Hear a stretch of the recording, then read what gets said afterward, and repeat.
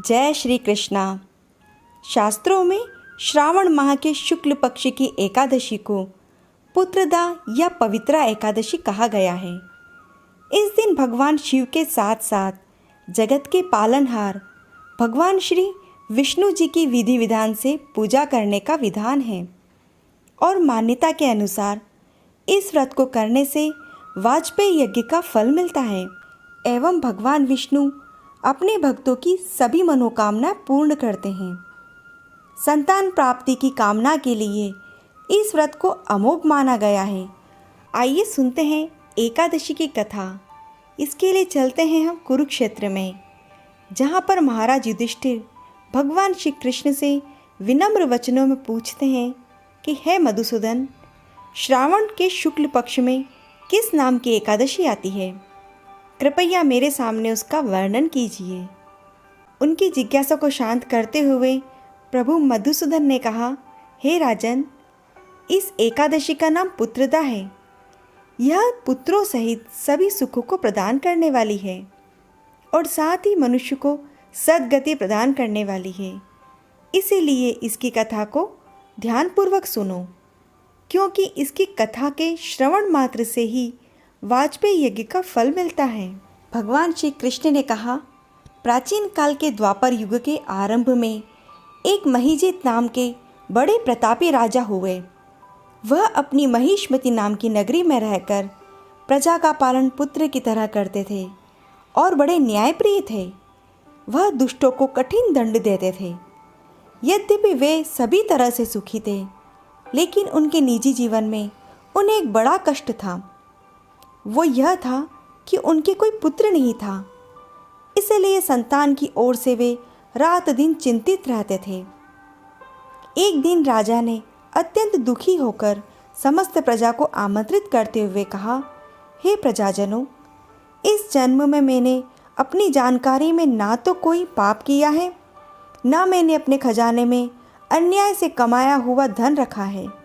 ब्राह्मणों और देवताओं का धन भी मैंने कभी नहीं लिया।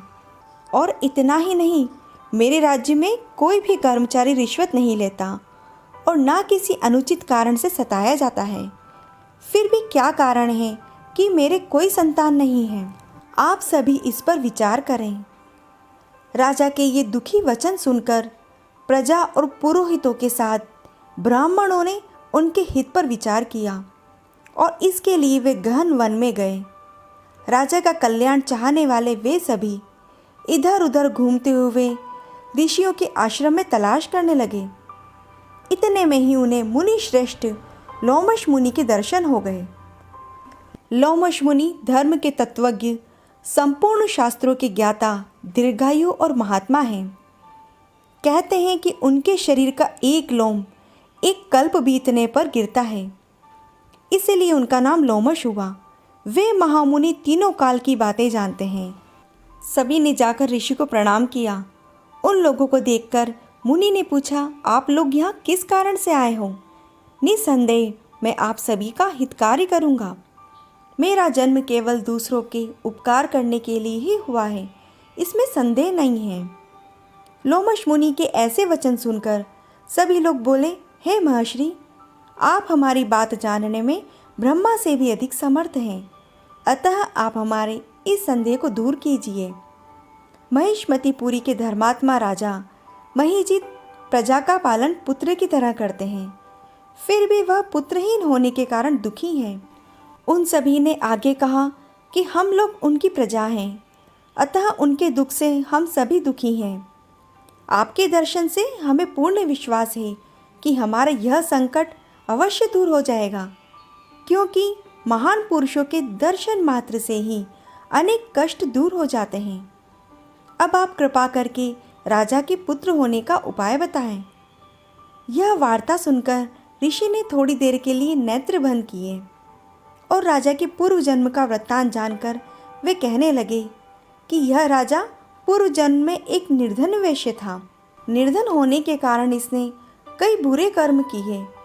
यह एक गांव से दूसरे गांव व्यापार करने जाया करता था।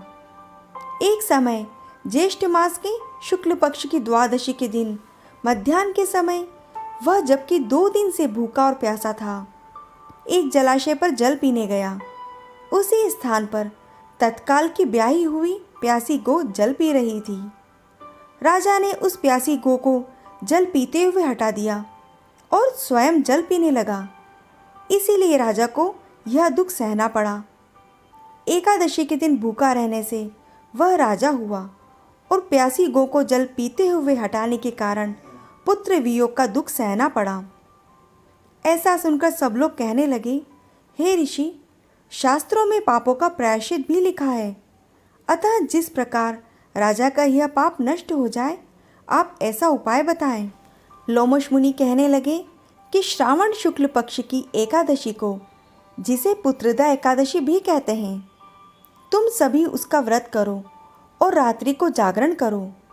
इससे राजा का यह पूर्व जन्म का पाप अवश्य नष्ट हो जाएगा। साथ ही राजा को पुत्र की भी प्राप्ति होगी। लोमश मुनि के ऐसे वचन सुनकर मंत्रियों सहित सारी प्रजा नगर को वापस लौट आई और जब श्रावण शुक्ल एकादशी आई तो ऋषि की आज्ञा के अनुसार सभी ने पुत्रदा एकादशी का व्रत और जागरण किया। इसके पश्चात द्वादशी के दिन इनके पुण्य का फल राजा को दे दिया। उस पुण्य के प्रभाव से रानी ने गर्भ धारण किया और प्रसव काल समाप्त होने पर उनके यहाँ एक बड़ा तेजस्वी पुत्र उत्पन्न हुआ। इसीलिए हे राजन, इस श्रावण शुक्ल एकादशी का नाम पुत्रदा पड़ा। आगे भगवान कमल नयन महाराज युधिष्ठिर से कहते हैं, हे राजन, जो मनुष्य उत्तम पुत्र रत्न की प्राप्ति करना चाहता है, उन्हें इस एकादशी को विधि पूर्वक करना चाहिए और इस कथा को पढ़ने व सुनने के माध्यम से ही मनुष्य सभी पापों से मुक्त हो जाता है और इस लोक में संतान सुख भोग कर परलोक में स्वर्ग को प्राप्त करता है। यदि आपने अभी तक इस चैनल को सब्सक्राइब नहीं किया है तो आप सब्सक्राइब करें, बेल आइकन को दबाएं और यह कथा आपको प्रशंसनीय लगी है तो इस कथा को लाइक करें और प्रोत्साहन बढ़ाने के लिए कमेंट बॉक्स में कमेंट अवश्य करें। जय श्री कृष्णा।